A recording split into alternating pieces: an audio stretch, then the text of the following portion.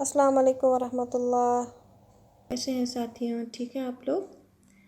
آج جو ہم قصہ سٹارٹ کرنے والے ہیں وہ ہے ابراہیم علیہ السلام۔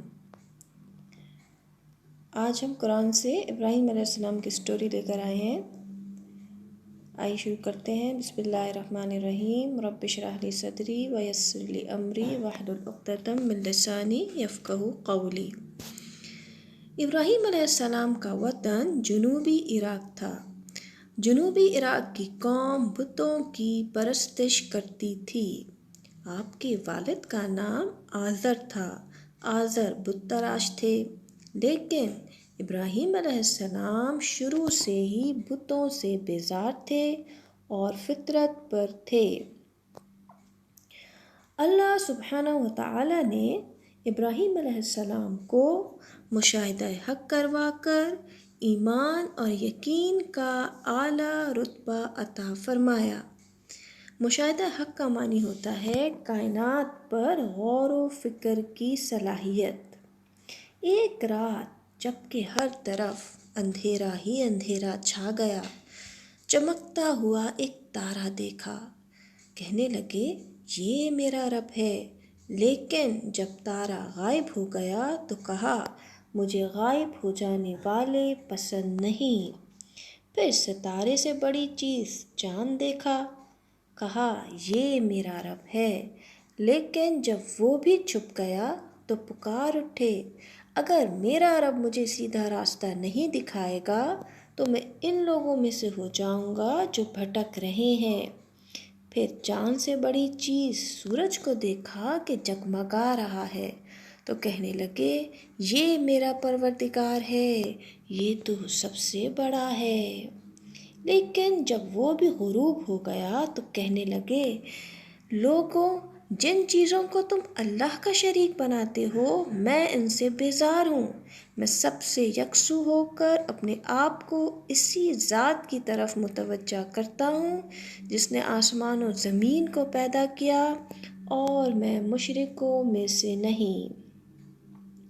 ابراہیم علیہ السلام پر حق منکشف ہو گیا اور دل اطمینان و یقین سے بھر گیا تو سب سے پہلے اپنے والد کو حق بات کی جانب دعوت دی۔ ابراہیم علیہ السلام اپنے والد صاحب کے پاس گئے اور کہا اے ابا جان، آپ ایسی چیزوں کو کیوں پوچھتے ہیں جو نہ سنتے ہیں نہ دیکھتے ہیں اور نہ آپ کے کچھ کام کر سکتے ہیں؟ والد نے بہت سخت جواب دیا، اگر تم باز نہیں آئے تو تمہیں سنسار کر دوں گا۔ اپنے بتوں کی محبت میں اپنے بیٹے کو یہاں تک کہہ دیا کہ تو میری نظروں سے دور ہو جا۔ والد کو حق کا پیغام دینے کے بعد اپنی قوم کی جانب متوجہ ہوئے۔ یہ کیا مورتیاں ہیں جن کی تم پرستش کرتے ہو؟ وہ کہنے لگے ہم نے اپنے باپ دادا کو ایسے ہی کرتے دیکھا ہے۔ ابراہیم علیہ السلام نے فرمایا تم اور تمہارے باپ دادا دونوں ہی گمراہی میں پڑے رہے۔ آپ نے فرمایا جب تم انہیں پکارتے ہو تو کیا وہ سنتے بھی ہیں یا تمہیں نفع نقصان بھی پہنچا سکتے ہیں؟ قوم نے کہا یہ ہم کچھ نہیں جانتے، ہم نے تو اپنے باپ دادوں کو اسی طرح کرتے پایا۔ ابراہیم علیہ السلام نے اللہ سبحانہ وتعالی کا تعارف بیان کیا، والذی هو یطعمنی ویسقین، وہی ہے جو مجھے کھلاتا پلاتا ہے، وَإِذَا مَرِضْتُ فَهُوَ یشفین، اور جب میں بیمار پڑ جاؤں تو مجھے شفا عطا فرماتا ہے۔ قوم کے لوگ سال میں ایک بار شہر سے باہر نکل کر قومی جشن منایا کرتے تھے۔ ابراہیم علیہ السلام نے جشن میں نہ جانے کے لیے بیماری کا بہانہ بنایا اور قوم سے کہا میں بیمار ہوں۔ جب قوم جشن میں چلی گئی اور آپ اکیلے رہ گئے تو بت خانے کی طرف گئے جہاں بتوں کے آگے کھانا رکھا تھا۔ بتوں کو مخاطب کر کے کہنے لگے تم کھاتے کیوں نہیں؟ تمہیں کیا ہو گیا؟ بات تک نہیں کرتے ہو؟ پھر پوری قوت کے ساتھ دائیں ہاتھ سے انہیں مارنے لگے، یہاں تک کہ سارے بتوں کے ٹکڑے ٹکڑے کر ڈالے۔ سب سے بڑے بت کو چھوڑ دیا تاکہ جب قوم واپس آئے تو قوم کی عقل کھٹکا سکیں کہ اگر یہ واقعی بولنے پر قادر ہیں تو اس بڑے سے پوچھ لو کہ چھوٹوں کو نقصان کس نے پہنچایا۔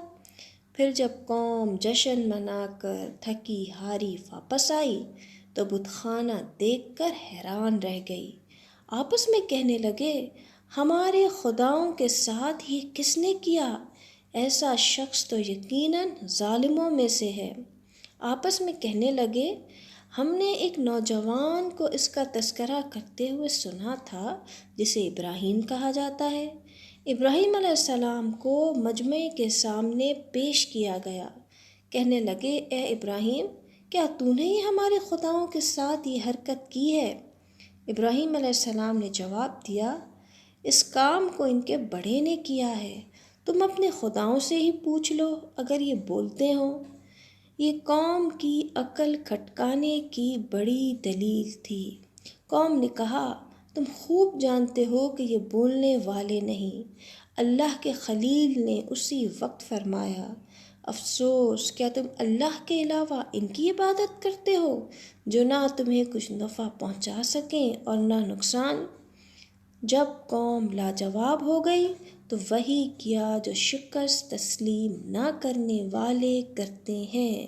مشرک قوم نے ابراہیم علیہ السلام کو آگ میں ڈالنے کا پروگرام بنایا۔ وہ کہنے لگے اسے جلا دو اور اپنے خداؤں کی مدد کرو اگر تمہیں کچھ کرنا ہی ہے۔ پھر آگ تیار کی گئی۔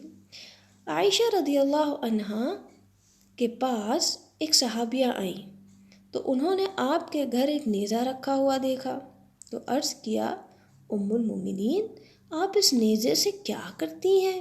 کہا ہم اس سے ان چھپکلیوں کو مارتے ہیں، کیونکہ نبی اکرم صلی اللہ علیہ وسلم نے ہمیں بتایا ہے کہ جب ابراہیم علیہ السلام کو آگ میں ڈالا گیا تو روئے زمین کے تمام جانوروں نے آگ بجھائی سوائے چھپکلی کے کہ یہ اسے مزید پھونک مارتی تھی، اسی لیے رسول اللہ صلی اللہ علیہ وسلم نے اس کے قتل کا حکم دیا۔ پھر جب آگ خوب دہک گئی اور ابراہیم علیہ السلام کو ڈالنے کی تیاری مکمل ہوئی تو آپ کی زبان سے حسبی اللہ و نعم الوکیل کے کلمات ادا ہوئے۔ ان کلمات کی برکت سے آگ سلامتی والی بن گئی۔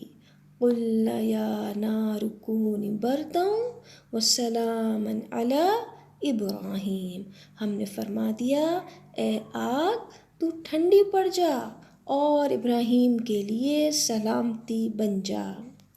ساتھیوں، اس قصے میں ہم نے سیکھا کہ اللہ سبحانہ و تعالیٰ نے کسی اور چیز کو حکم نہیں دیا تھا کہ وہ جا کر آگ کو بجھا دے، بلکہ خود آگ ہی کو حکم دیا کہ اپنی جلانے والی صفت کو ٹھنڈک اور سلامتی والی صفت سے بدل دے۔ جب اللہ سبحانہ و تعالیٰ ہماری مشکلات کو دور کرنے کا حکم دیتا ہے تو وہ ہمارے غم، مرض، فقر اور خوف کو حکم دیتا ہے کہ وہ نجات میں بدل جائیں۔ سبحانک اللہم و بحمدک نستغفرک و نتوب الیک۔ السلام علیکم ورحمۃ اللہ وبرکاتہ۔ اس اسٹوری کو ڈاؤن لوڈ اگر کرنا چاہیں PDF میں بھی الحمدللہ اویلیبل ہے، میں ڈسکرپشن میں اس کا لنک ڈال دوں گی، آپ ایزیلی سے اپنے پاس PDF کر کے بھی پڑھ سکتے ہیں اور اپنے فرینڈس کے ساتھ شیئر بھی کر سکتے ہیں۔ اگلی کہانی کے لیے تک کے لیے اجازت دیجیے، اپنا بہت زیادہ خیال رکھیے گا۔ السلام علیکم۔